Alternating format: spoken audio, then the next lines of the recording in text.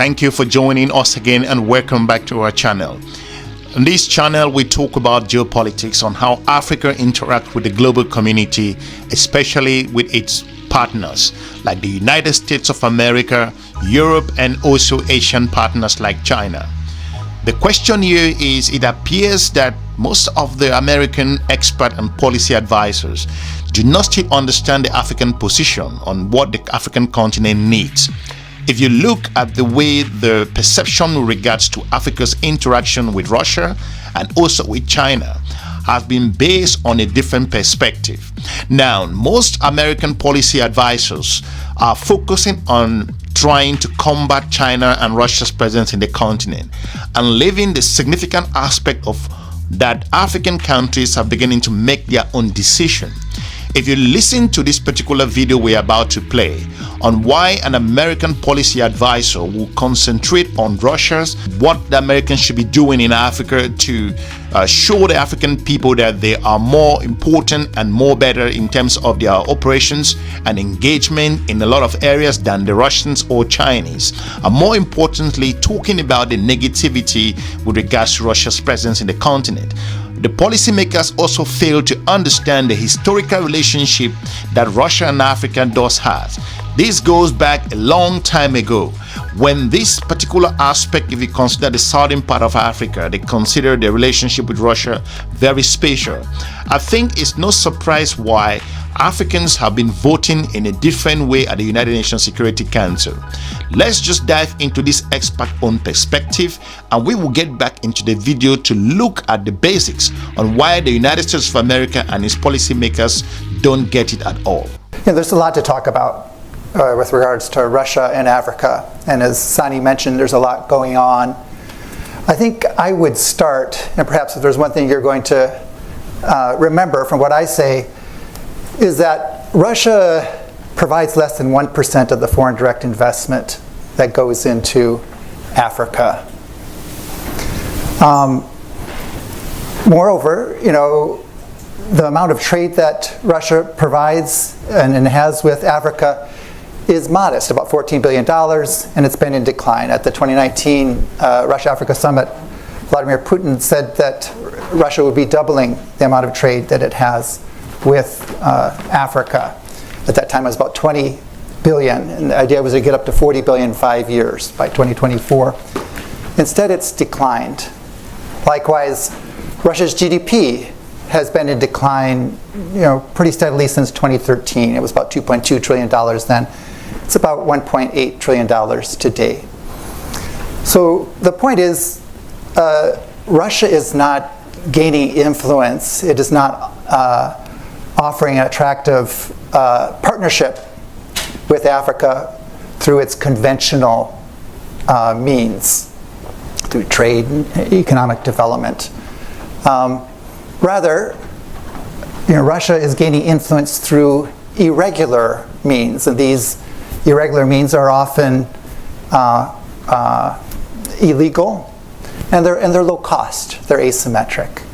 So this includes, this is focused on an elite capture model, trying to come in support of beleaguered, isolated regimes who don't have a lot of international supporters, and helping to keep them in power. And they do this through these irregular tools, like through the deployment of the Wagner paramilitary, disinformation, electoral interference, and opaque arms for resources deals, and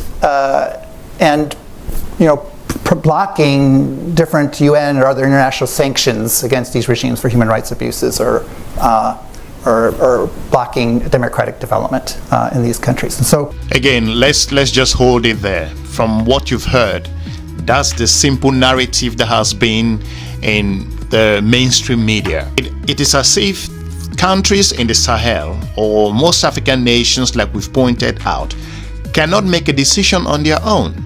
It's as if Mali cannot decide that it wants to charter a new path in their own future.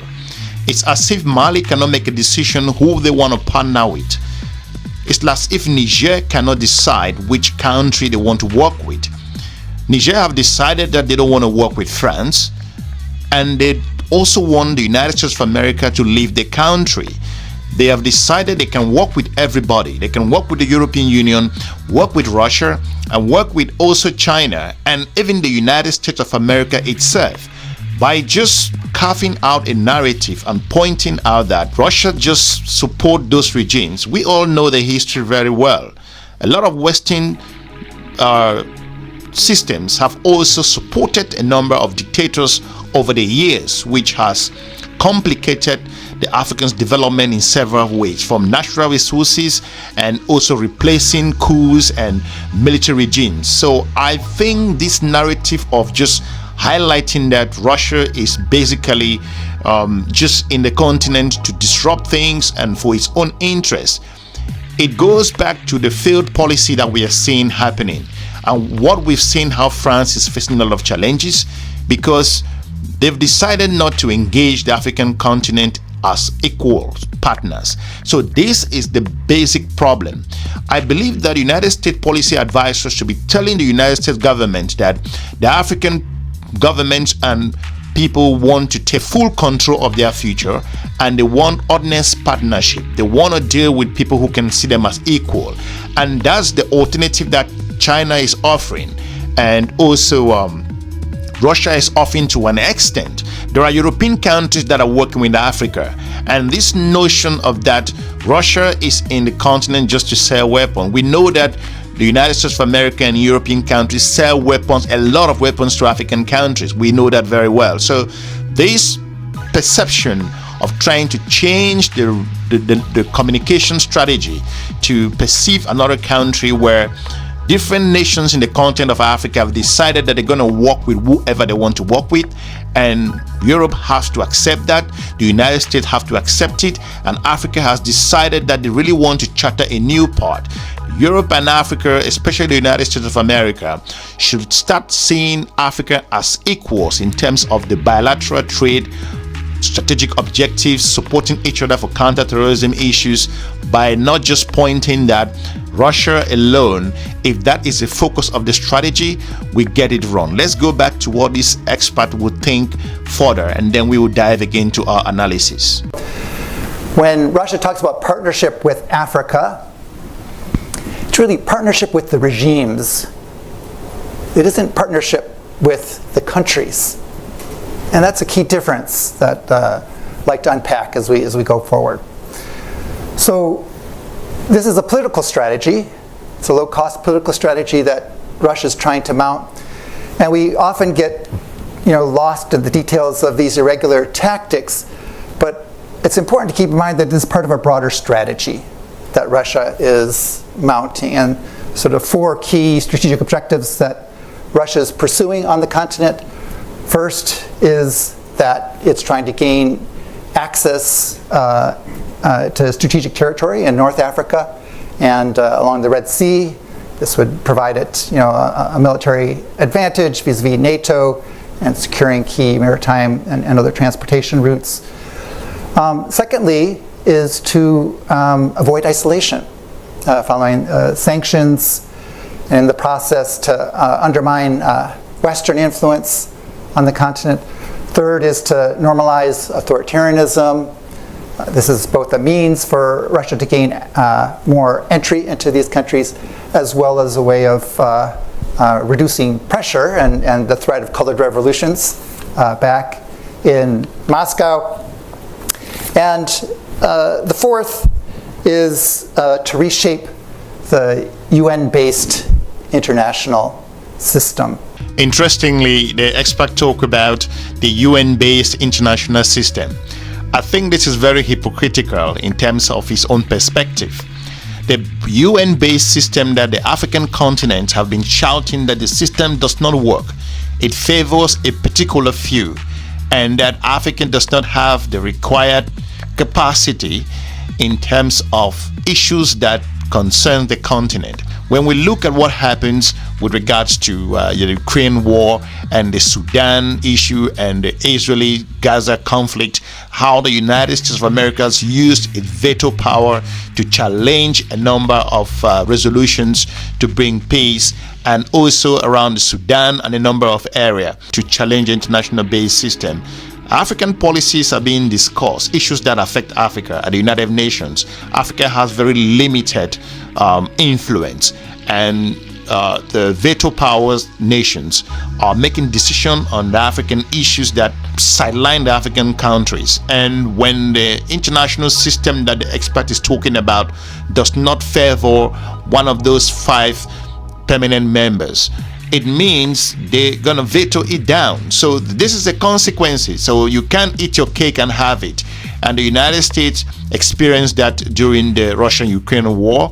The United States is going to feel this pressure in several ways. So I believe that this double standard of just looking at it from the Russia's perspective, you are taking the African perspective from the equation. Like I said, Africa constitutes 28% of the UN voting bloc, and it's a very solid voting bloc. We saw that at the vote that was thrown during the Russian-Ukraine war. So by this expert pushing that narrative of that the international based system should only work when it doesn't favor the US strategy or policy, is completely wrong. And this goes a long way to remind the African people and the government and officials their strong relationship that they have with Russia. I'm not saying that Russia does not have some issues in the continent, what is done in other areas. Of course, every country is fighting for their own interest, but African nations should never be taken out of the equation because they have incredible influence. In the past 10 years, we've seen what African nations have started doing, and they have decided that they want to work on their own and choose who they want to work with. They have decided they want to work with the US and Europe and Russia and China and Middle Eastern countries. So you can't take that from them. So it's a very important strategic location in the world, and American policy advisors should be able to engage the Congress and tell them the fact. So let's stop this double standard on issues which try to sideline other nations and ignoring the importance of other countries within the continent of Africa. Let's close down this episode with what the expert will say, and you can make your own judgment at the end of the video. Really moving away from a rules-based system subject to international law and making it more of a transactional model according to bilateral ties. Now, when we look at Russia's engagements on the continent over the last few years, we have to say that this model has helped. This has helped Russia advance its strategic objectives in Africa and globally. Russia has avoided isolation to some degree. Africa provides the most welcoming region for Russia of any other region in the world. Russian Foreign Minister Sergei Lavrov has made 8 trips to the continent since the war in Ukraine was launched by Russia, and it highlights that Africa has become more important to Russia over time than really Russia is to Africa. So Africa is a key theater for Russia and its foreign policy. With regards to normalizing authoritarianism, Russia has been active at undermining democracy in 23 different African countries in recent years over a whole host of, through a host of tactics. And this has contributed to the deteriorating democratic decline we've seen on the continent. In fact, in the countries where Russia has been most active, the median Freedom House freedom score is a 19 on a score of 0 to 100, whereas the African median is 51. So very clearly, there's a governance element of what Russia is trying to do and how it's gaining influence. But, third, Russia has been successful in helping to shape the information narrative on the continent. There are 17 known disinformation campaigns Russia has been mounting on the continent. Some of these are directed at propping up these favored regimes. Others are more general, anti-West, anti-democracy, anti-UN, of course pro-Russian narratives of what's going on. And so, again, Russia has gained through these irregular tools. Now you understand why a lot of African countries come under pressure by just interacting with Russia. It's as a result of such narratives which try to distort the African position. Their strategy has always been to combat Russia instead of focusing on Africa's development, and also to prove to the African people why they should make a choice to work with the United States of America more than engaging with Russia. Now, without taking out of context, there is a historical relationship with Russia and Africa where the expert does not really want to go there. We will dive into another video with regards to that in the next episode. Now, more importantly, it's a clear indication on why countries like South Africa are being punished. The malign Russian act that was passed to the US Congress to discuss with regards to African countries who are interacting with Russia, that they will be punished, is as a result of policy and also opinions like this. And if you look at the Niger and also Bazoum, we're talking about democracy. How has that gone? And more importantly, looking at Guinea at a time where Alpha Condé was in power and changed the constitution. So is this something that was respected enough in terms of the democracy?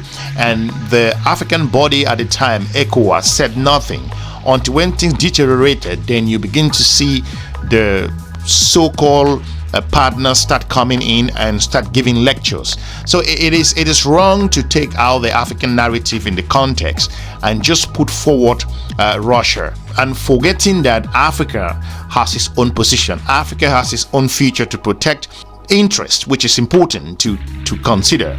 So you can't take that out from them. So by just engaging with Russia's presence in the region, the American foreign policy is more focused on combating a Cold War foes than instead focusing on the development and investment that Africa needs, and focusing on things which are not relevant, ignoring Africa's emergence and development. We're looking at what happened in Senegal recently and in democratic norms and the transformation in the region, and just focusing on the geopolitical enemies. I think that's completely wrong.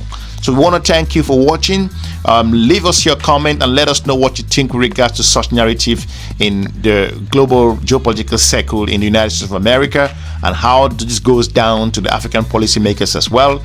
As you all know that there is a geopolitical shift in the world, and other countries now are becoming more important, and the US has no choice, or the European countries have no choice in order to the best option is to work with them and for a better world. I want to thank you for watching. We're looking forward to meeting you soon in our next episode. Have a good day. Bye-bye.